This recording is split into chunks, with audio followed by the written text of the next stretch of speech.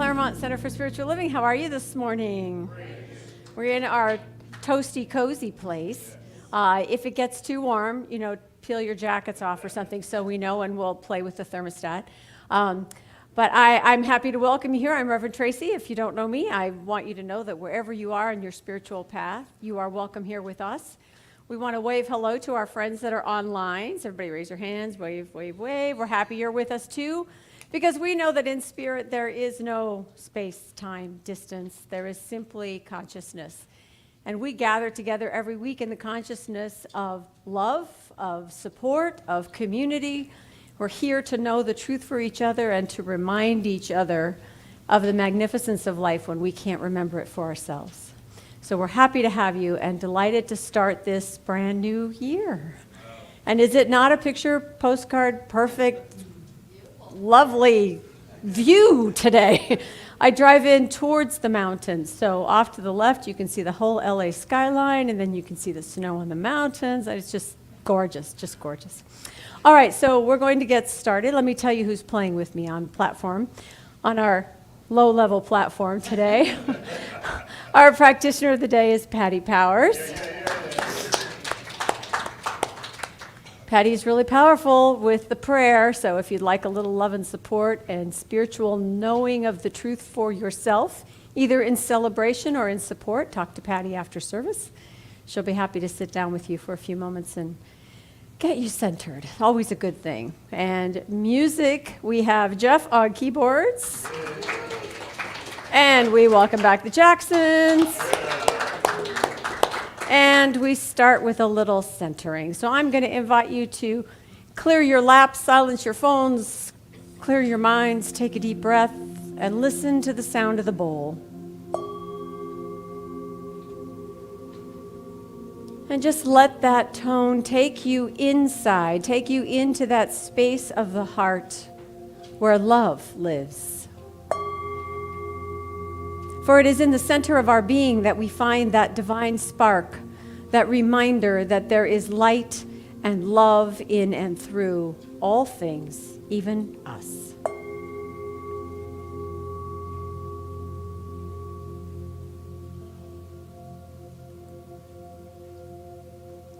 So in this place where we know that there is light and love in us, through us, from us, we know that all of us together create a space of light right here, right now, wherever we are.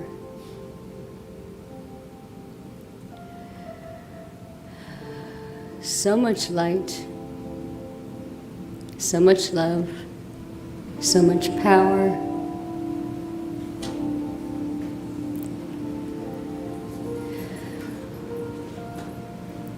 And we not only fill up this room, but it spills on over into the entire area. And with this light, this love, we know that today is a fabulous day. We know that our service is wonderful, is interesting, is fun. And we bless all involved, knowing that today, this morning, is a time of ease and love and joy. And so we just take a few seconds to just feel that joy.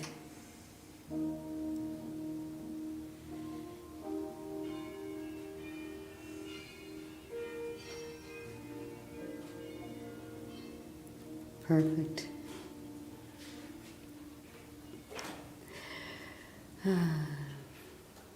And so feeling that joy in our hearts, in our breath,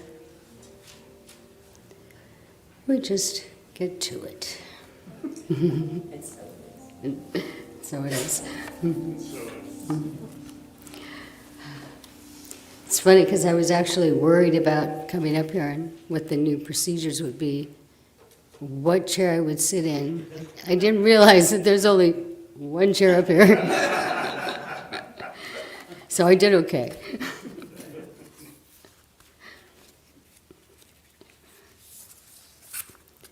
My reading today is from Can We Talk to God by Ernest Holmes.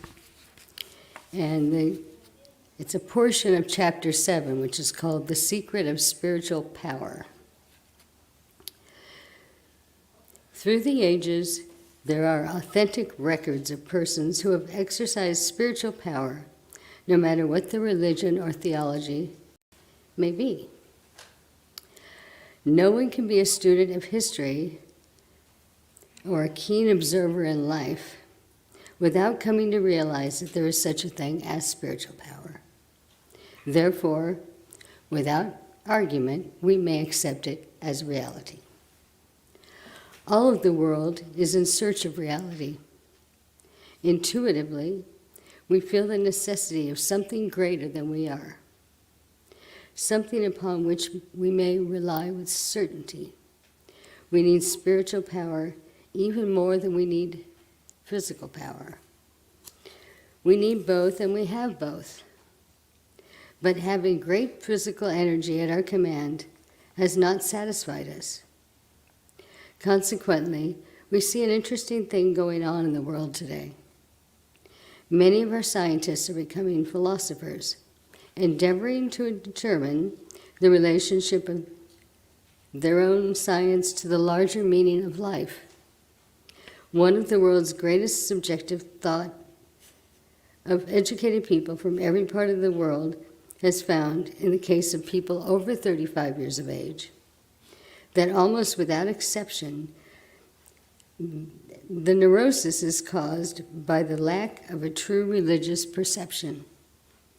He's not speaking as the theologian, but as a scientist and a physician, when he states that in no case has there been a permanent healing without the restoration of some type of religious faith. His conclusions have nothing to do with any particular creed, doctrine, or dogma. He is speaking of the essence of true religious conviction, which relates neither to Catholicism nor Protestantism, Jew nor Gentile. It means an inner conviction which is truly spiritual, no matter what the outward form of worship. Religion is a reaction to humanity's spiritual inquiry, the outward form of inner conviction. But all through the ages, those who have been truly spiritual, no matter what outward form their conviction took, have had this in common. They have believed in something greater than they were, and something which responded to them. This belief is the very basis of spiritual power. It is the fundamental principle of every religion. We do not need to discuss the merits or demerits of other people's religions. Every person's religion is good and necessary to him, or he would not have it. We like ours. That is why we espouse its cause. The power of all religions is in the spiritual principles involved and in our conscious unity with those principles. There is such a thing as spiritual power. Thank you.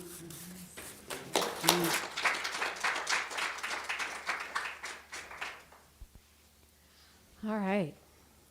So a couple logistical things in this nice small room, if you've noticed. Sound carries. So we'll have a reminder at the beginning of every service for everyone to silence their phones. I'm guilty too. Mine rang right before we started, so don't think I'm picking on anybody. Also, if we're in the prayer, please wait in the back of the room before you come forward, just because, again, we can hear everything and we love you, and of course it's fine, but we'll just figure this out as we go. What I do love about this space is, first of all, I can see all of you, and I'm not getting dizzy doing this. So thank you all for being flexible, and I think for next week too, we'll put a little sign or one of our little tents out in front of the big doors directing people over here so Mickey doesn't have to chase you down in the parking lot. We'll get it all figured out. We'll get it all figured out. And you know, the minute we outgrow our space, we'll move back to the big room. Just know that this is a great way in the wintertime for us to keep our expenses to a minimum and to get to know each other really, really well, which is a good thing, right? Yes. Say yes. Yes. Okay, thank you. That was good. All right, so we're going to light our candle this morning for the possibilities inherent in a new year. Because the truth is, there are new possibilities available always, and yet there is something very powerful about moving through a milestone, crossing a threshold, if you will. So our theme this month, we have a new month, a new year. Our theme this month is gates and doorways. Gates and doorways. And I'm starting with a little bit of information about how the month of January got its name. It's named after the Roman god Janus, who represented new beginnings. And he was known as the protector of gates and doorways, and which symbolizes the beginnings and endings in life. Janus is depicted with two faces. So if you see a bust of Janus, there are two faces facing opposite directions, one looking into the past, the other with the ability to see into the future. And how fitting that is for January, this doorway into the new year. So we begin this month by talking about endings and beginnings. A new year, you know, we traditionally reset, right? We take stock, we determine a new direction, we get a bunch of energy, and we start moving. And while it's true that we can do that at any moment, there is a certain amount of spiritual power that happens when you cross a threshold, whether it's a metaphorical milestone or literally walking through a doorway or a gate. The thing about gates and doorways, you know, they're designed to be points of entry, right? A door lets you into a room or out into the garden. A gate lets you into the garden or keeps you out of the cow's pasture so you don't get hurt. I mean, gates and doorways are meant to be moved through. You know, yes, they're a constructed barrier on hinges. In other words, they're meant to be opened. We are meant to move through them. We are not meant to stay always inside, always outside. So Joseph Campbell talks about that threshold, and he says the familiar life horizon has been outgrown. The old concepts, ideals, emotional patterns no longer fit. The time for the passing of a threshold is at hand. So when you feel that moment of divine discontent, where you're just a little bit stir crazy and you don't even have a name for it, know that that is an indication that you are standing at a threshold, that you are ready to step into or out of something, into something new. Goethe says the threshold is the place of expectation. What happens when you walk up to a door and you put your hand on the door handle? And if it's an unfamiliar door, if you pay attention to yourself, you'll notice that there's a little bit of anticipation, maybe a little anxiety, not really sure what's behind the door. I know what's supposed to be behind the door, but oh my God, what if I walk into the wrong meeting room? What if that's not my classroom? What if I don't know these people? You know, we do all this stuff in our heads, but basically what we're doing is we're saying, I'm willing to move forward. And that's what we always talk about in the new year is how do we want to move forward? The thing is, when you choose to open the gate or open the door or cross the threshold, you're doing it consciously.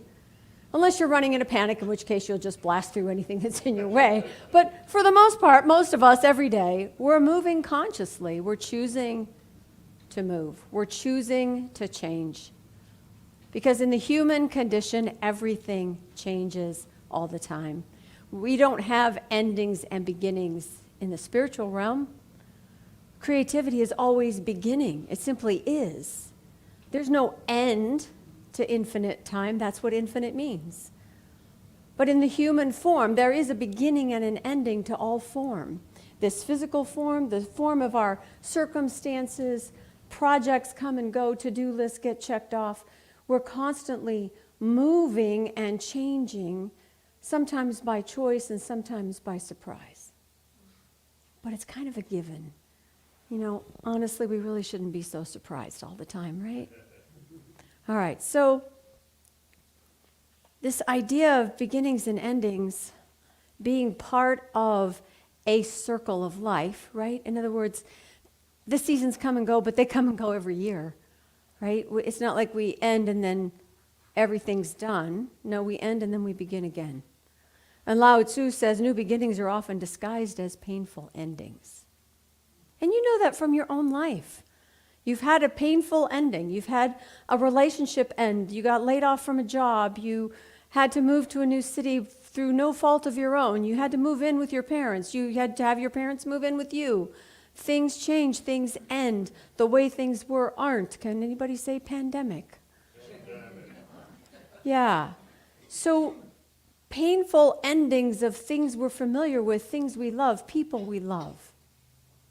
And yet it's always a new beginning. How many of you developed some new hobby or artistic endeavor or just found a new neighborhood to walk in during the pandemic? Yeah. Always a new beginning. Seneca the Younger. Every new beginning comes from some other beginning's end. So it's good for us to be reminded, and the new year is a good time to be reminded that we have ended the old year, we are beginning the new year. We are in the process of stepping into something for this new time, even though all time is new in the now moment. And we can do so consciously, and that's what we're going to do today. That's what we're going to talk about today. I just need a slightly wider podium so the quotes and the talk notes can sit side by side. I have a paranoia, I'm going to drop the papers, right? All right.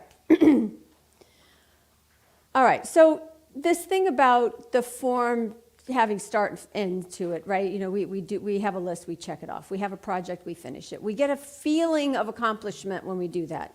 We get a sense of, I'm getting better, I've got things done, I'm so productive, I am worthy of life. And we forget in the doing that we are always worthy of life because we are alive. And that being worthy of life is being worthy of love, because life is love. And so we kind of have a human habit of proving to ourselves all the time that we're getting things, we're moving, right? We're showing ourselves that we're moving all the time. But truly, the challenge is we don't move through things as much as we think we do. For example, this year, I know many people in my close circle have lost family members. Maybe it was old age, maybe it was illness, maybe it was an accident. We've all lost people this year. Not all. Most of us have lost people this year.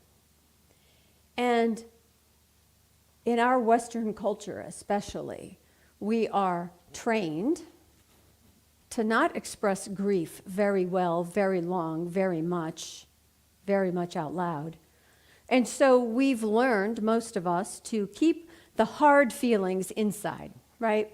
It's just so uncomfortable when someone else gets really mad or gets really sad or gets really loud about anything. Our little social selves kind of cringe. And so we keep everything inside unless we've had therapy or we have a good spiritual center or we've got a really good best friend who knows how to listen and not tell us what to do. Those are all ways in which we can express, we can allow the feelings to move through us. Because again, yes, form has a beginning and end, but in spirit, there is only flow. There is only the continuous movement of life. And we are better served by allowing that emotional landscape to move through us rather than holding it back. And that's the challenge. We resist being uncomfortable. We resist great sadness. We resist, we're really any strong emotion, right? Any strong emotion. When was the last time you jumped up and down with joy? Maybe you felt like jumping up and down with joy, but did you really jump up and down with joy? Probably not. The resistance that we have to expressing ourselves emotionally Shows up as judgment. We make other people wrong for being so loud. It shows up as hiding. We don't want people to know that we're still upset about something. It shows up as minimizing. Oh, you think that's bad. This is what happened to me. I don't know how you can feel bad when I feel so much worse. We make it a competition. It's all a form of resistance. It's all a form of holding back. So we want to be able to let things flow. Because the truth about anybody who's been through therapy knows that if you express the feelings, they disappear a lot quicker. You process them, you integrate them. We talked a lot about wholeness last month, and the idea that all of the parts, the light and the shadow, it's not so much that we have to get rid of anything as much as we have to bring it all in and let it be so, and give ourselves room and give each other space. So we feel it and let it go, then we can move forward again. It's like it's like C.S. Lewis says. He wrote Alice in Wonderland, but he wrote a bunch of other stuff too. And he said, getting over a painful experience is much like crossing monkey bars. You have to let go at some point in order to move forward. And if you ever, yeah, right? That's a very clear picture. I can remember being a kid, learning how to do monkey bars and being hung up between two bars, like forever. Like, what do I do now? So we want to make sure that there's a controlled release, right? We don't necessarily want to throw up emotionally all over everybody, but we do need to express and allow life to flow through us, allow circumstances to move and change, allow ourselves to be led to our next greatest thing. It's like water behind a dam. If you just open the dam in an uncontrolled fashion, you'll flood the valley. You'll wipe out the homes, the streets, everything will be gone. If you release the water in a controlled way, you can irrigate the fields, you can generate electrical power, you can support the local ecosystem by being deliberate. In other words, being conscious about how you release what there is to release. Keeping everything dammed up always is not a good idea. As we've seen, even in Northern California, where the water comes from, dams that have been solid for, I was going to say centuries, but that's probably too long. A long time, yeah. They're finding that they really have to let a little water out now and again, or you lose the fish, or you lose the ecosystem, or you lose the landscaping, or the farmers can't grow what they grow to support the state's revenue. So New Year's is a threshold for us to controlled release of what we don't want to bring forward into the new year, while acknowledging that all these things happened this last year that shape us, right? Those people that I've lost, well, they've changed my life. Either when they were here or since they've been gone, it's still shaping me. And I want to honor that. I don't want people to disappear off the planet and never be thought of again. But I also have to change in order to carry that forward. And this is true for all of us. We have something out of our past that we want to keep. We have things in our past that we really don't need to be carrying around with us anymore. And we are wise enough to know the difference. We really are. We really are. And so that brings us to our ritual. Because in order to renew, you first must release. So, of course, we're going to release today. So, Mickey, will you get the magic basket, please? And just take a piece and pass the rest on. Take one and pass it on. There should be enough for everybody. Just a moment here.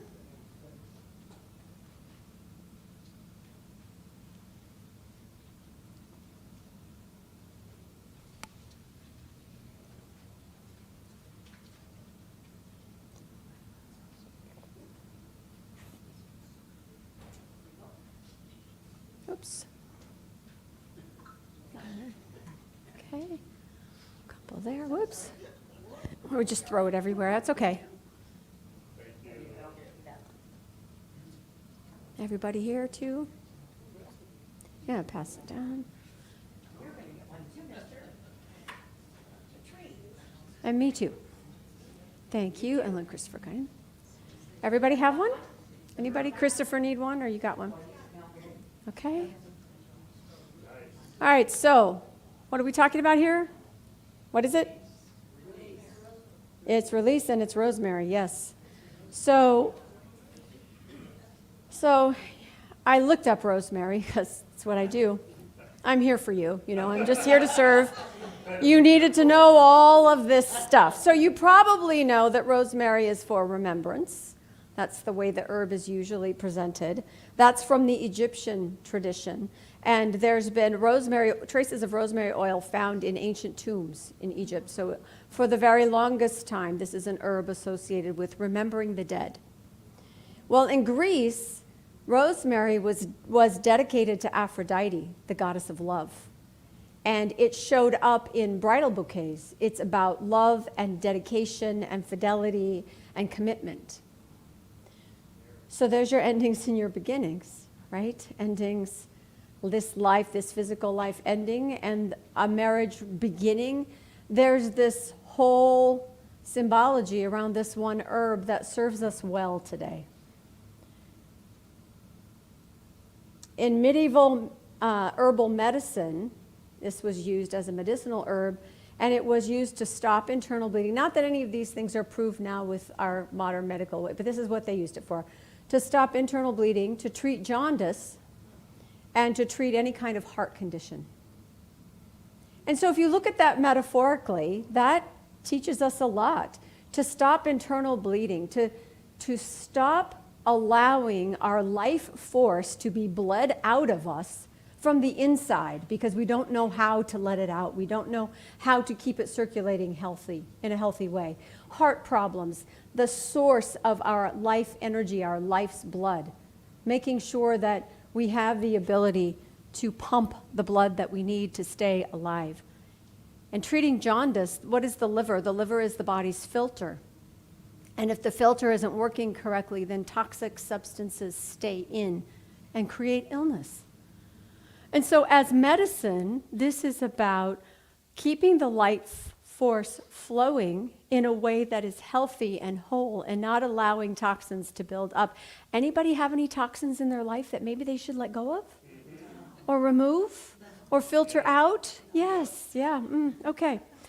All right, so in modern herbal medicine, this is primarily used to promote healthy blood circulation. And we all know the power of circulation. We know the power of flow. We know that when we don't fight everything, we have the energy to do more things, to be more present, to show up as our best and highest self. And so this is our symbol of our emotional, physical, mental, spiritual health. Ernest Holmes says, life is activity. And when we stop being active, we turn away from the newness of life. And the person who grows old in years without an inward expectation and assurance that they're going to live forever, somewhere, somehow, they'll find the last part of their lives burdened with the thoughts of yesterday. So let us make up our minds that yesterday is gone, tomorrow has not yet arrived, and today can be filled with wonder if we know that we stand on the threshold of that which is wonderful and new. And so I'm going to invite you, now I'm going to invite our friends at home. You probably don't have a sprig of rosemary in your living room, but you could go to your spice cabinet and find the dried stuff and open the jar and smell it. That will work, that counts. Or you can do this on your own a little bit later, but I want you to take this in your hand. I want you to close your eyes if you're comfortable. I want you to take in the scent. Just breathe it in. And then breathe out, and then breathe it in again. And let that smell infuse your being. And as you do that, I invite you to bring to mind people or circumstances that you've had to let go of this year.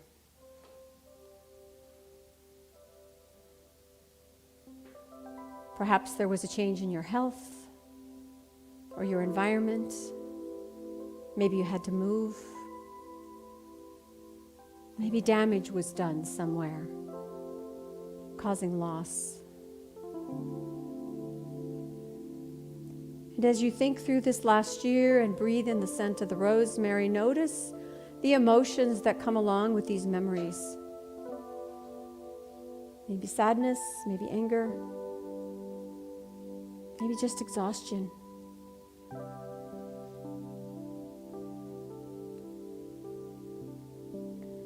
So as you breathe in this remembrance, thinking of those things, noticing what you feel, where you feel it, I invite you as you breathe out to release into the rosemary sprig anything that you are willing to let go of its hold on you. We're not losing the memory, we're losing that hook that keeps us held back. Breathing in what has happened and understanding that it's going to shape our way forward but not hold us back. So allow the rosemary to take on that which you are releasing, to hold it for you, that we might transform it. And as you breathe in again and breathe in that remembrance, this time breathe out gratitude for the role that those people, those circumstances, those changes, the role that they've had in teaching you, whether you know yet how or not.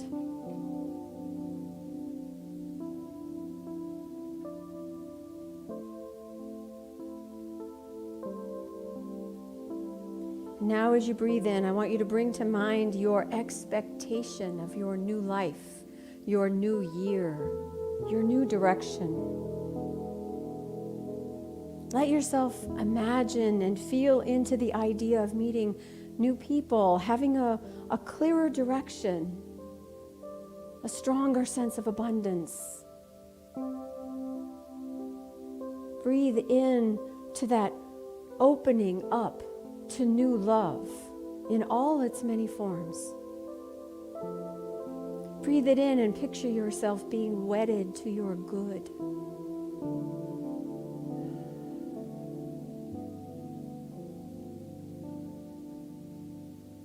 Breathing in love, breathing out any tension or resistance right back into the rosemary. Breathing in flow and breathing out gratitude. And I'm going to invite you, when you're ready, to bring your sprig forward and place it here in this leaf. And they'll be scattered in the garden later today to be transformed in the way that nature always transforms, breaking it down, incorporating it into the soil, and bringing it new life in the form of whatever is growing all around us. So I invite you, as you are ready, to bring your rosemary forward and lay it here in the bowl.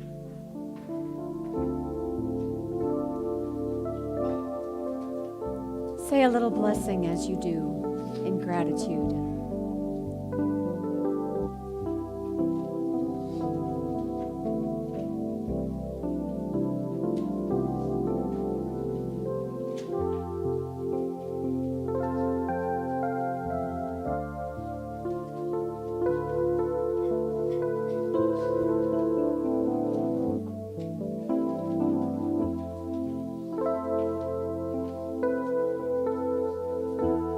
Oh, thank you.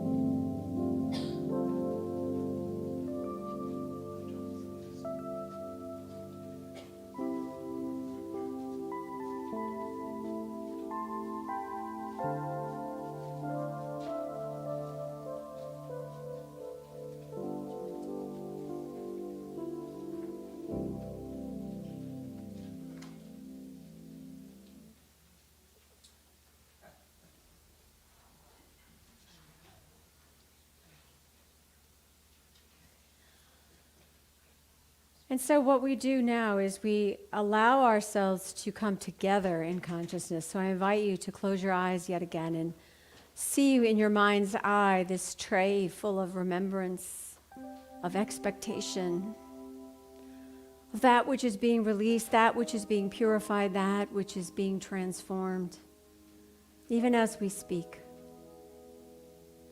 For there is truly a power of release and renewal that we find in spirit.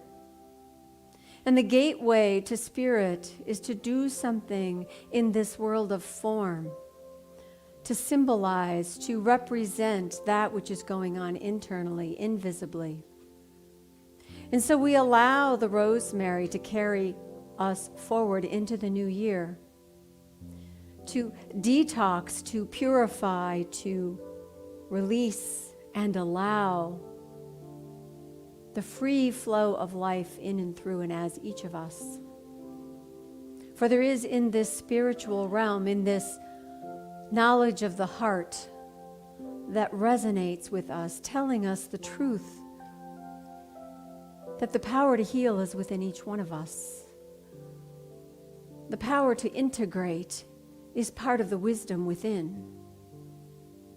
The power to allow that which does not serve us to flow away from us is simply part of who we are. And so I speak my word for an opening in each and every heart and mind, for that which is felt to simply flow through, for that which is lost to be grieved, for that which is frustrating to be spoken of and let go of, that love might find room for healing. To know that as we speak out, as we let go, as we bury, as we scatter that which we are carrying that no longer serves, we are opening ourselves up to the greater flow of life, and that can only be good, for life is good. For that power that is within us is the power of love, which brings peace, which brings joy, which brings healing, which gives us enough space to be all of who we are. And for this we are truly grateful.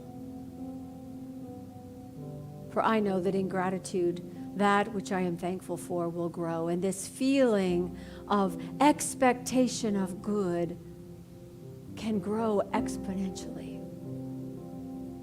And this allowing of release and flow to happen can open and clarify all of life for each of us. And so I know that it is good. I know because it is all God. It is that life energy which is the truth of each and every one of us. And so in gratitude, we simply allow it to be, allow this to unfold in space and time, in the love and wholeness that it is, and so it is.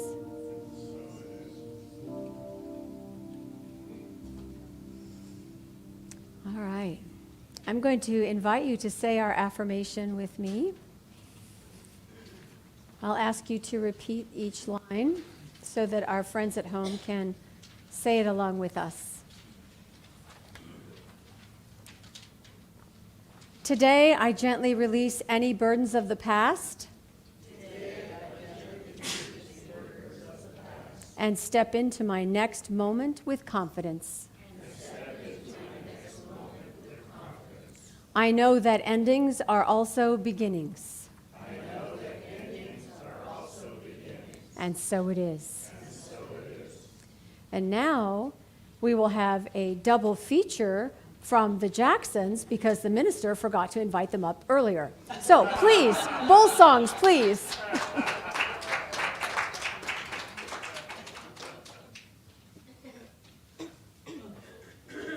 Well, good morning. It's always good to be here. Happy New Year. I had somebody say to me the other day, best year. And I said, oh, I like that. She said, instead of Happy New Year, let's have it be the best year.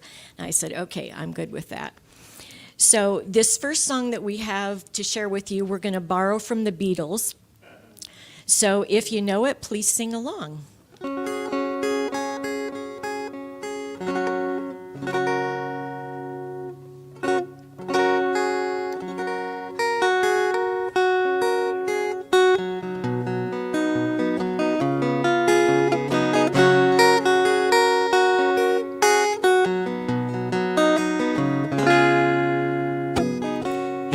comes the sun. Here comes the sun, and I say it's alright. Little darling, it's been a long, cold, lonely winter. Little darling, it feels like years since it's been here. Here comes the sun. Here comes the sun, and I say it's alright.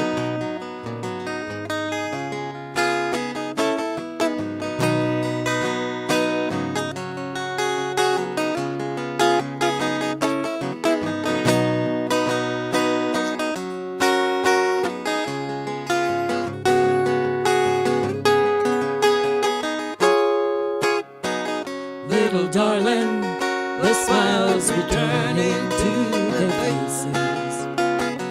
Little darling, it seems like years since it's been here.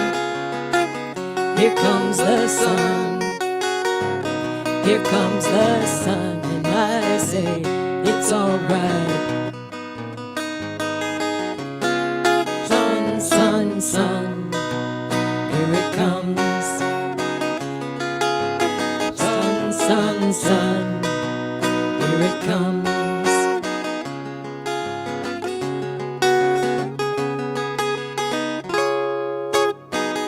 Little darling, I feel the ice is slowly melting.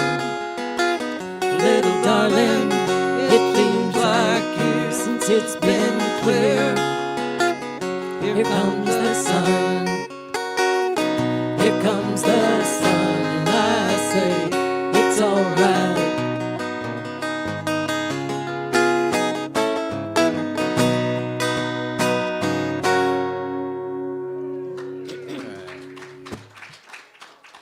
Thank you. Okay, our second song is one that we wrote, and this one is called Right Here and Now.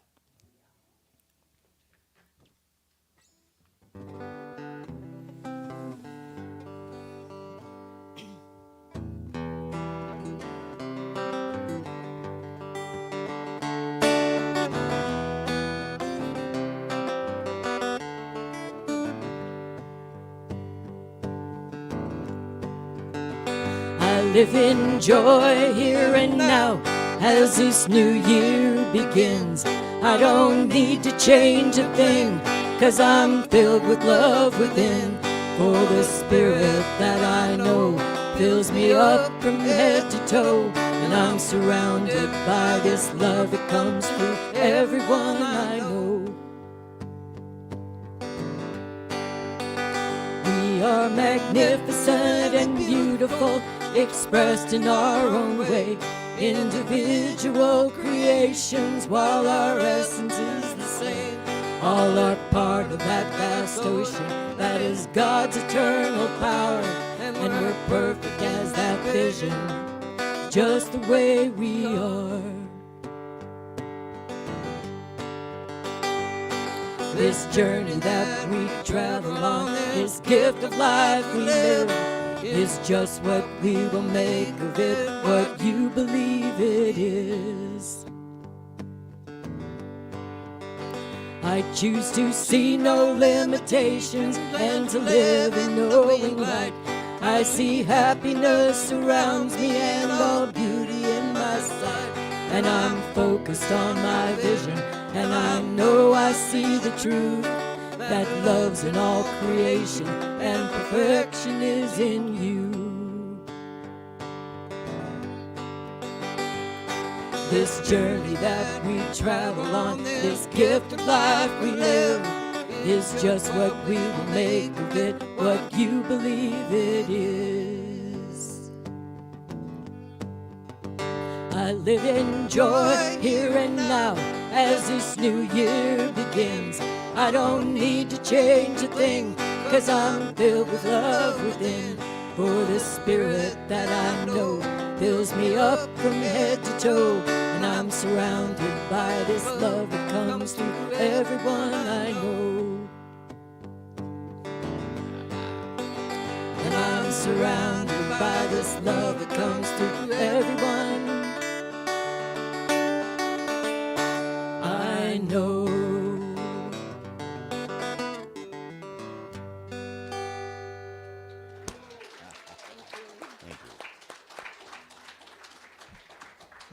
Thank you so much. So much. Okay, let's see. We have a couple things going on, but before we do that, let's do our prosperity moment here, where we take a moment and just think about how abundant we truly are and what we might want to share with this community, because it is in our coming together that we create the energy, the financial support, the volunteerism, the music even, that makes us who we are, what we are in this greater community that we are part of.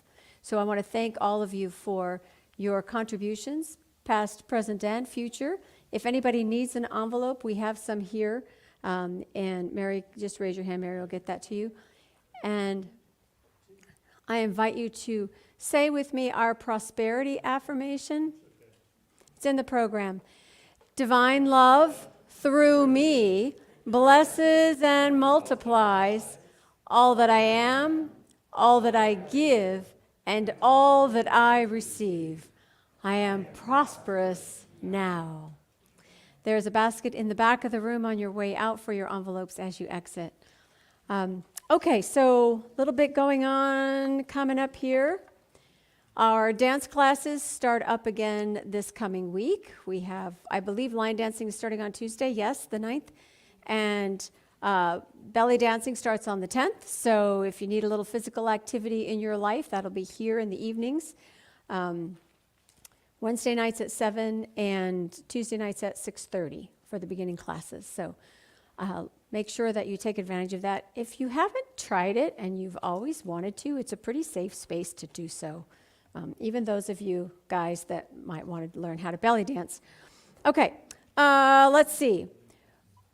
We're going to stay in the chapel for a little while, just kind of see how this works. So far, so good. It feels okay. You can see each other. It's kind of nice. Good acoustics, yeah? We got the sound stuff figured out. Thank you, sound team.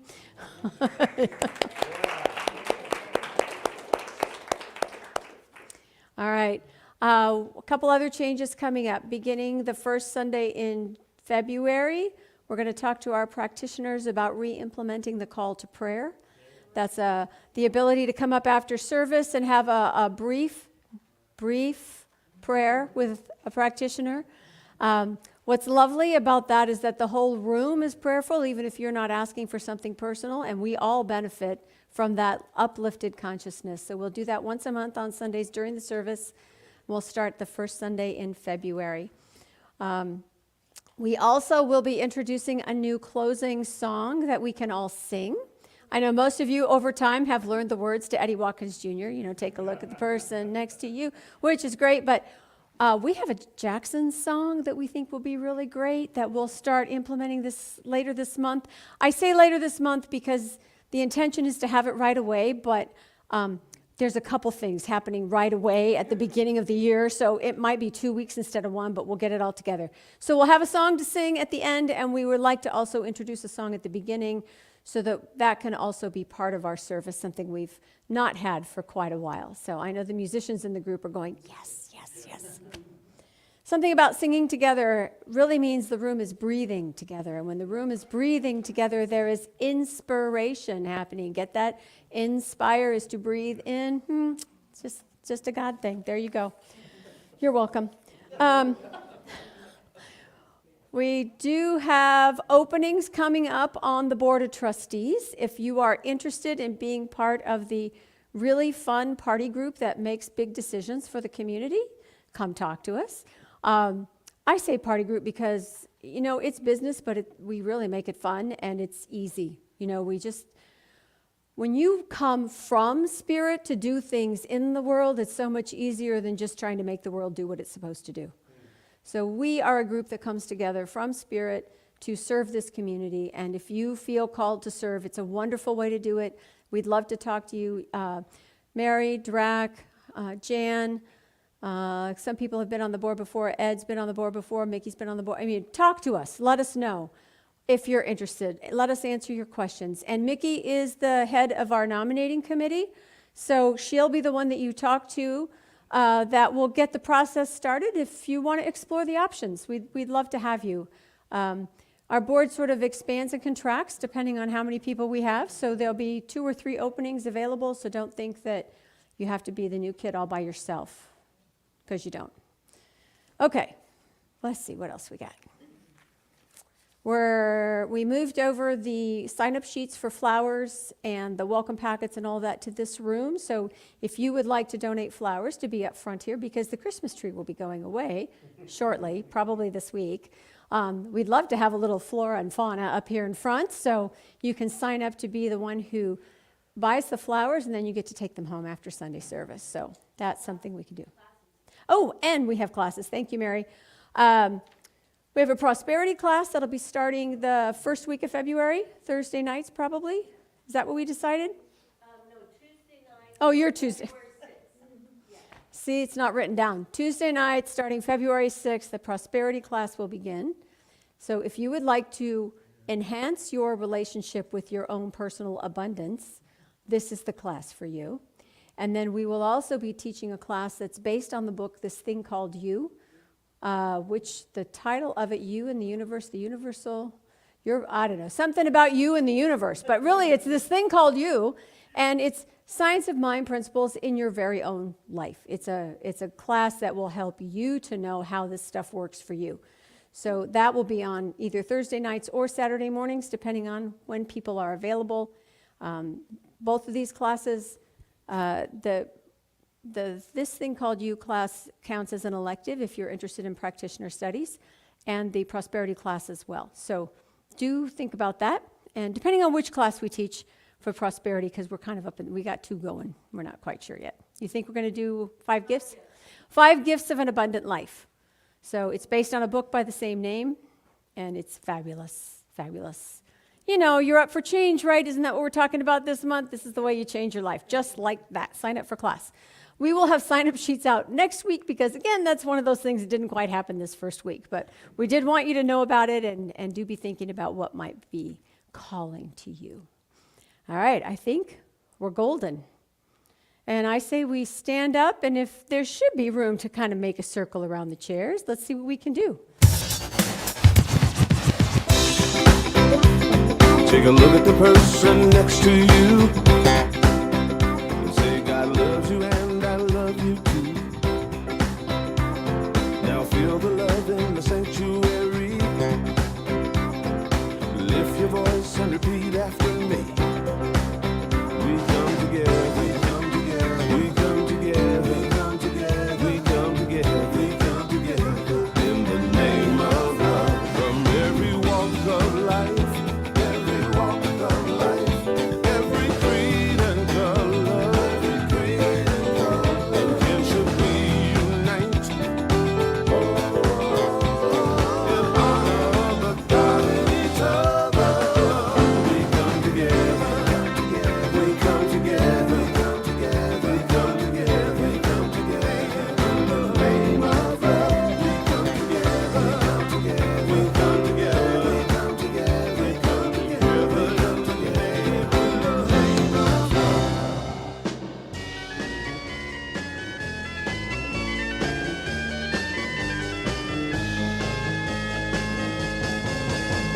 You know that it would be untrue. You know that I would be a liar if I was to say to you